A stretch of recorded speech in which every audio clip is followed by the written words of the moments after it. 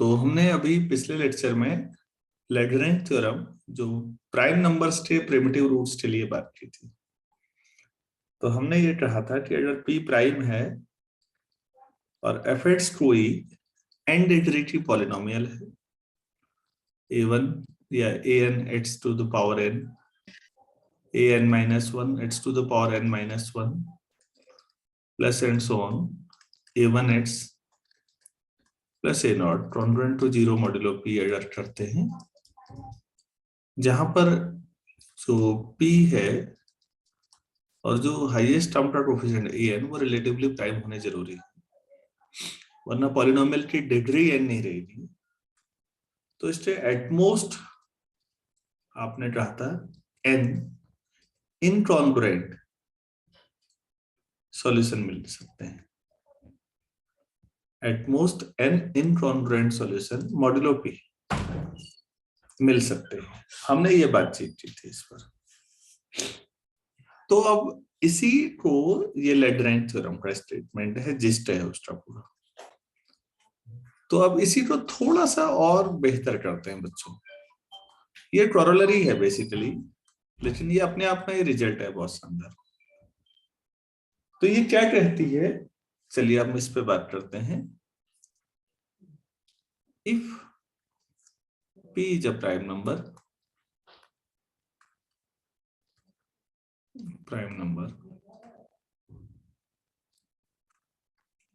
and d divides p minus 1,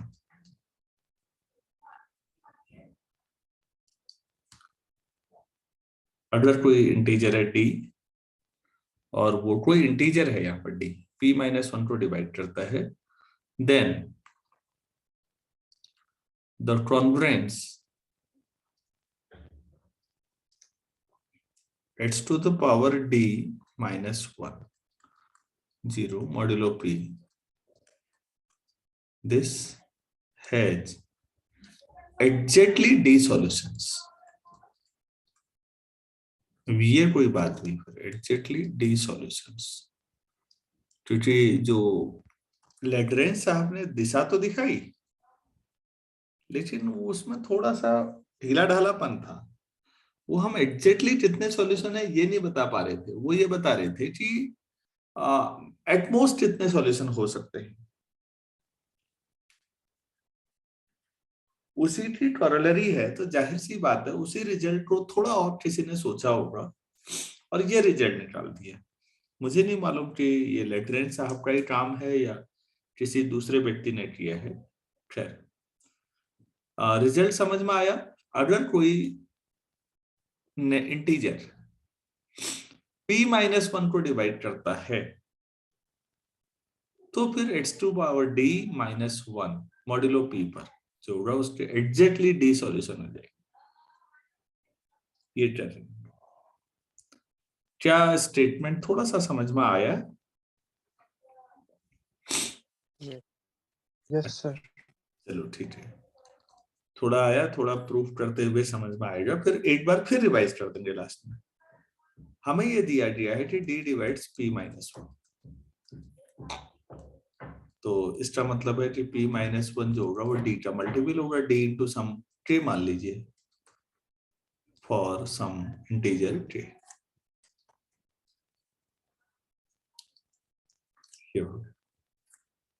so x to the power d minus 1 का मतलब हो जाएगा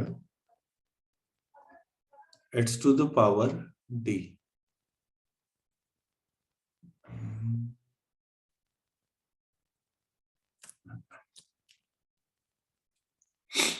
d चीजें चले होंगे।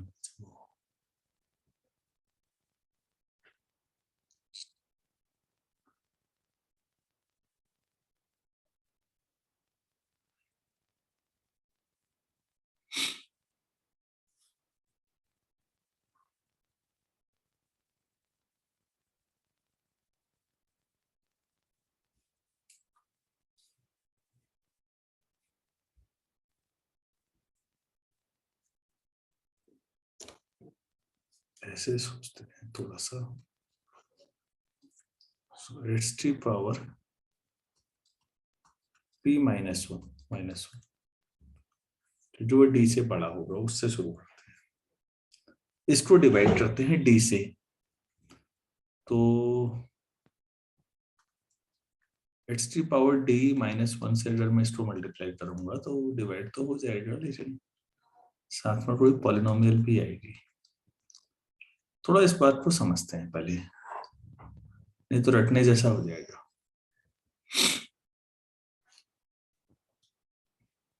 X to power 4 minus one upon x square minus one करें तो जाहिर सी बात है एक्स स्क्वायर प्लस वन आएगा। X to power 6 minus one upon x square minus one कर दूं तो कितना आता है? क्या ये ठीक है बच्चों? आप लोग मल्टीप्लाई करके सोच सकते हैं, ट्राई करके। क्या ठीक आ रहा है?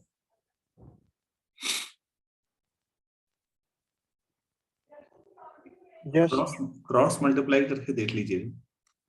X to power 8 minus one upon x square minus one, इसे क्या लिख सकते हैं फिर? एक्स की पावर 6 प्लस एक्स की power 4 plus x square plus 1। बिल्कुल। आप गौर करिए कि जो पावर मैं ले रहा हूं ना, उन सबको 2 डिवाइड कर रहा है ना। 2 4 को भी डिवाइड कर रहा था, 2 6 को भी डिवाइड कर रहा है, 2 8 को भी डिवाइड कर रहा है। तो इस तरह से अगर मैं x to power p minus one upon x to power d minus one करूं, अब आप सोचिएगा, क्योंकि जो d है वो p माइनस वन को डिवाइड करता है। सबसे ऊपर लाइन पे लिखा है आपने भाई, आप गौर करिए।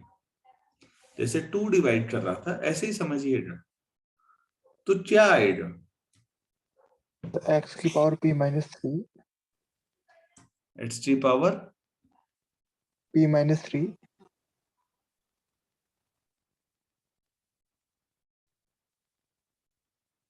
नहीं, 2 ही क्यों घटाओगे यहाँ पर? नीचे तो d है ना। Yes sir.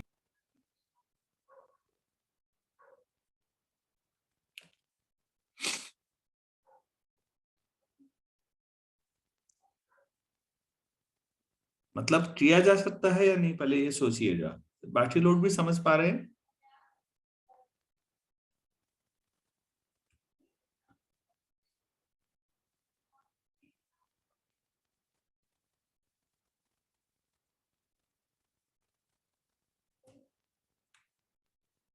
हेलो। तो आप प्लीज ध्यान दीजिएगा, जो पहले में जो 4 है वो 2 इंटू ट्रे है, दूसरे में जो 6 है वो 2 इंटू ट्रे है, तीसरे में जो 8 है वो 2 इंटू ट्रे है। पहले बार में ट्रे भी 2 ही होगा तभी 4 आएगा, दूसरी बार में ट्रे 3 हो जाएगा, यहाँ ट्रे 3 हो जाएगा, यहाँ ट्रे 2 हो जाएगा, यहाँ पर ट्रे 4 हो जाएगा। ठीक है। तो बच्चों देखिए, क्या मैं ऐसे लिखूं, d times k minus one plus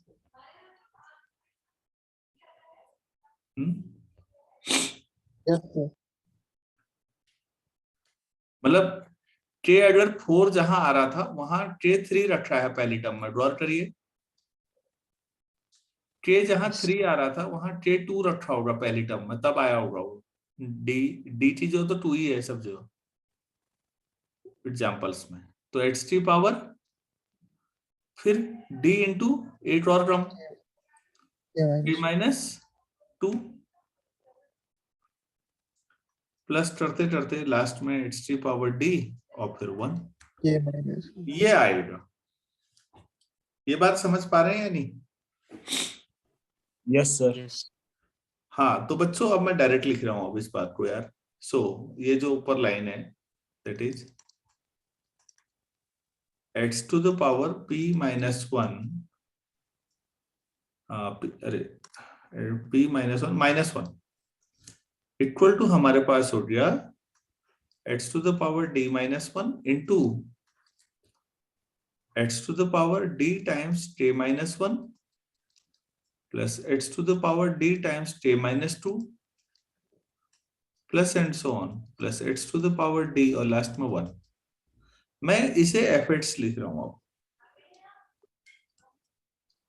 इसे मैं एफर्ट्स लिखूंगा, ठीक है। और डिग्री ऑफ एफर्ट्स कितनी होगी? D times k minus one. क्यों भाई? Yes sir. आप इसे डी के माइनस डी लिख सकते हैं। Yes sir. डी के को कितना लिख सकते हैं जरा देखिए ऊपर। p minus one. तो p minus one minus T, तो चलो तो p minus D minus one, ये डिग्री मानी जाएगी ऑफ एफ एट्स टी। अगर ये समझ आया तो अब आपके लिए ज्यादा दिक्कत नहीं है। मेन चीज ये समझना था कि x to the power p minus one जो था minus one upon x to the power d minus one कैसी पॉलिनोमियल आएगी। तो जो मैंने एग्जांपल दिया, क्या मैं समझा पाया अच्छे तरीके से आप लोगों को? ये जो राइट में मैंने दिया है भाई आप लोगों को एग्जांपल टाइप का, यस सर। क्योंकि बटन साहब तो सीधे बोल के चल देंगे, हमने तो आप लोगों को जीरो से समझाना है, जो सरल तरीका होता है वहां समझाना हो। तो कुछ ऐसा एग्जांपल खुद भी सोच लो यार, 3 6 9 पावर में कर लो ऐसा ही कुछ। तो लेकिन वो 3 6 9 में करोगे तो नीचे 3 रखना ताकि वो डिवाइड कर सके सब पावर को, ये ध्यान रखना है। चलो ठीक है, फिर ये समझ में आ गया है आप लोगों को, तो हम आगे बढ़ते हैं।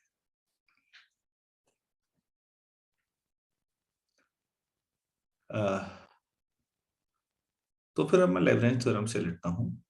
डिग्री अगर n थी लैग्रेंज थ्योरम में तो अधिकतम n सॉल्यूशन थे, तो यहाँ डिग्री ये है तो अधिकतम इतने इनकॉन्ग्रुएंट सॉल्यूशन होंगे।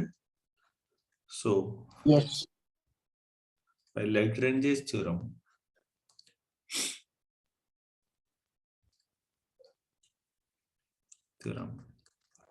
f(x) congruent to 0 modulo p has at most p minus d minus 1 incongruent solution. Incongruent solutions. तो ये तो वही है जो हमने अभी तक पढ़ा था बस। अच्छा, अब हमने फरमास थ्योरम भी पढ़ी है भाई, थोड़ा सा उस पर रिकॉल करिए। From Fermat's theorem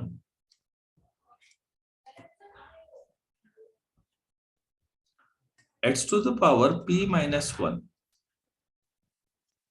congruent to 1 modulo p आएगा या नहीं? Yes sir. हैज प्रिसाइजली, ये पढ़ा था हमने,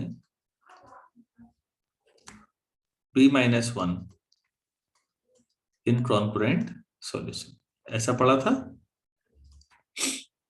हाँ तो कही दो, अब याद नहीं भी है तो। Solutions,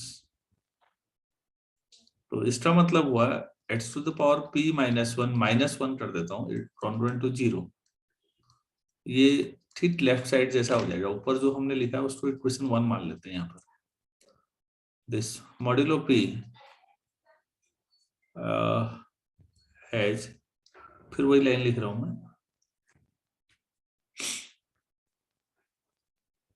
precisely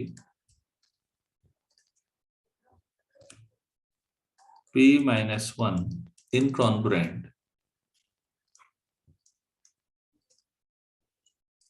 solutions। इनको क्या नाम दे सकते हैं? विच माने नेमली, मतलब उनका नाम भी लीजिए। द इंटीजर्स p है तो उससे नीचे के सब इनकॉन्ग्रुएंट ही होंगे, integers 1 2 3 up to p minus 1। ठीक, ये फरमास थ्योरम कहती है। फरमास का ही जनरलाइजेशन में Euler theorem I.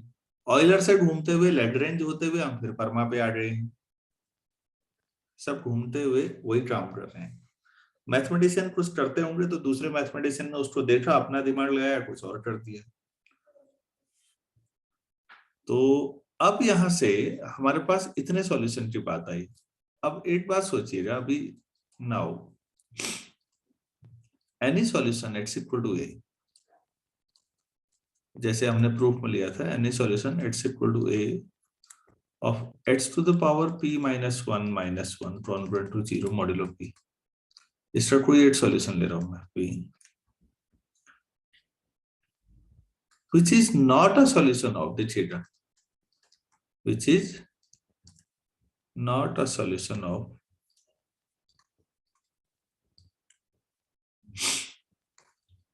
fx congruent to 0 modulo p must satisfy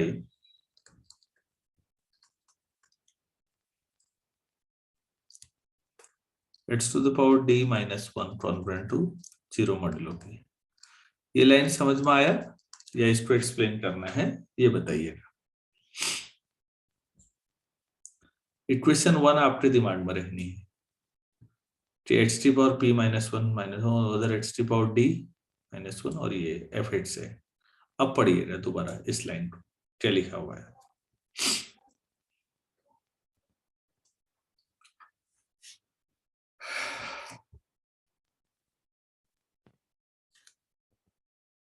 आया नहीं आया?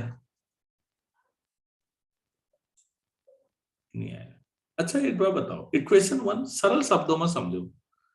इक्वेशन 1 के राइट हैंड साइड में दो ब्रैकेट हैं, कुछ रूट्स पहले ब्रैकेट से आएंगे, कुछ रूट दूसरे ब्रैकेट से आएंगे, दोनों रूट्स मिला के लेफ्ट हैंड साइड के सारे रूट आ जाएंगे।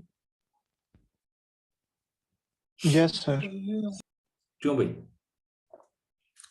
यार ऐसे समझो ना, मेरे पास एफ एक्स जो है x square minus 5x plus 6 है, मैंने राइट साइड में उसको x माइनस 2 x माइनस 3 लिख दिया।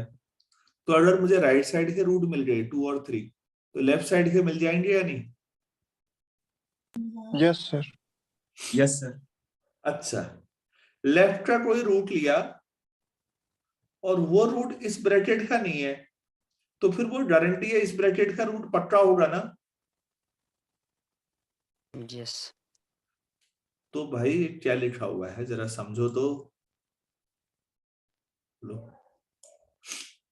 लेफ्ट साइड क्या है इक्वेशन 1 में? X to the power p minus one ही है ना? उसका Yes, कोई sir. सॉल्यूशन जो एफ एक्स इक्वल टू 0 को सेटिस्फाई नहीं करता, तो फिर वो उसका रूट नहीं होगा, तो फिर किसका रूट होगा वो? XD minus. Yes sir. कोई बहुत बड़ी बात लिख दी क्या? No sir. बाकी लोग भी कन्विंस हैं बच्चों? यस आप सर। सभी लोग समझ पा रहे हैं या नहीं?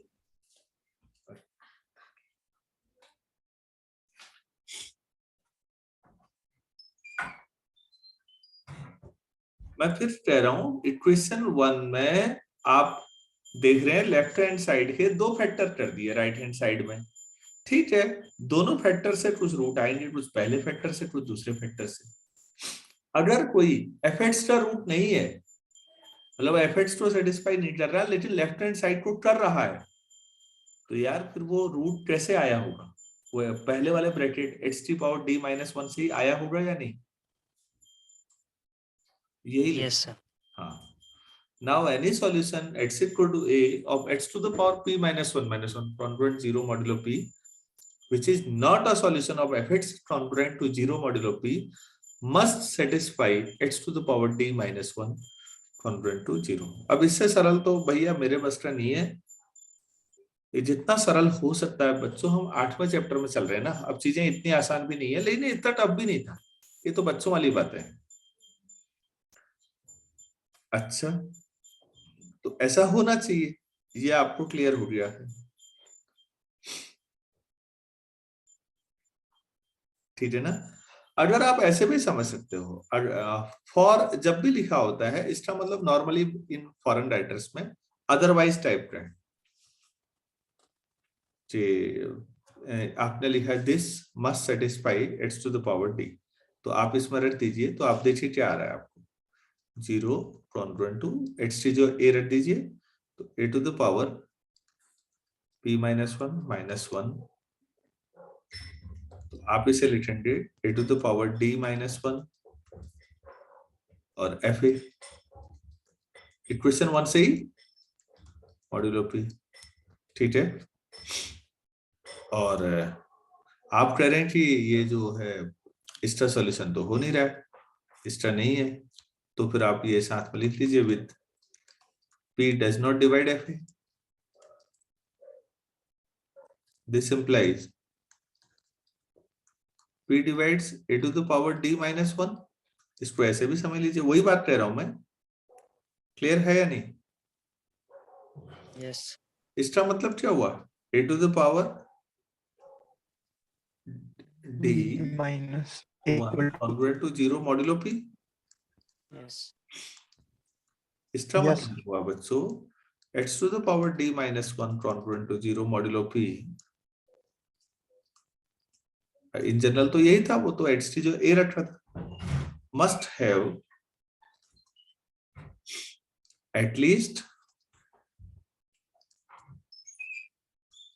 p minus 1 minus p minus 1 minus d equal to d solutions।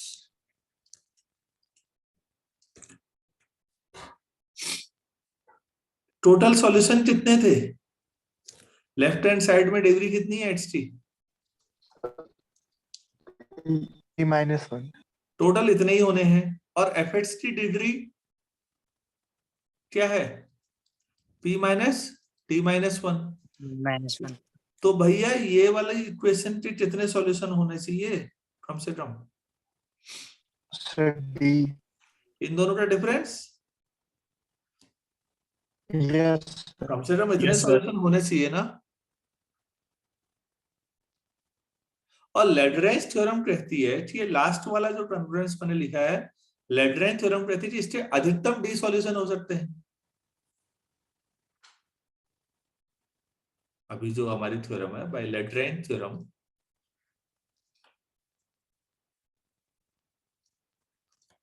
it can have at most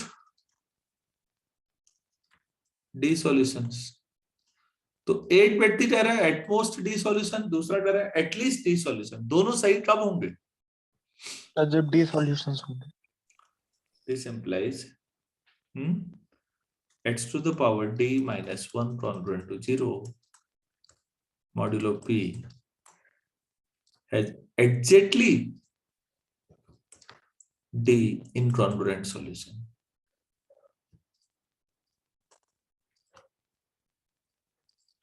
modulo p बहुत ही शानदार रिजल्ट है। मैं रिपीट कर रहा हूं बच्चों, घबराओ मत, ऐसा कुछ नहीं है इसमें। पहले तो जो राइट साइड में ये किया था मैंने एच टी पावर 4 माइनस 1, और ये वाला समझ में आया आप लोगों को? मेन यही था पहले, ठीक है। तो हाँ, तो देखिए p कोई प्राइम नंबर है और d कोई इंटीजर है जो p माइनस 1 को डिवाइड करता है। तो h to the power d minus 1 congruent 0 modulo p जो है उसके एग्जैक्टली d सॉल्यूशन होंगे, ये कहा गया है।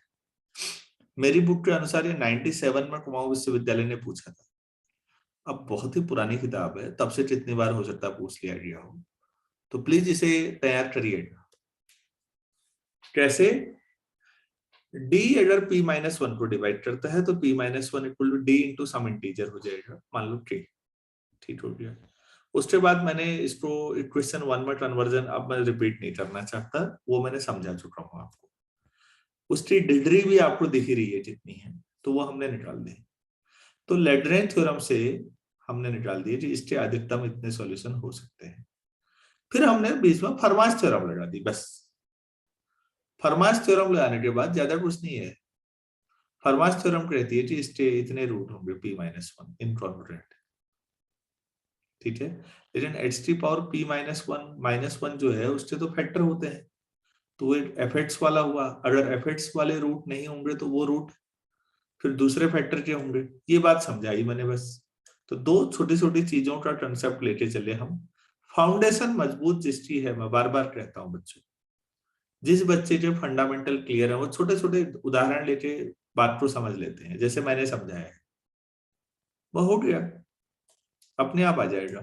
तो वो एटलीस्ट आ जाएगा, एटमोस्ट भी है, एटलीस्ट भी है, और दोनों बातें होनी है, तो इक्वलिटी के अलावा कोई चांस ही नहीं आपके पास।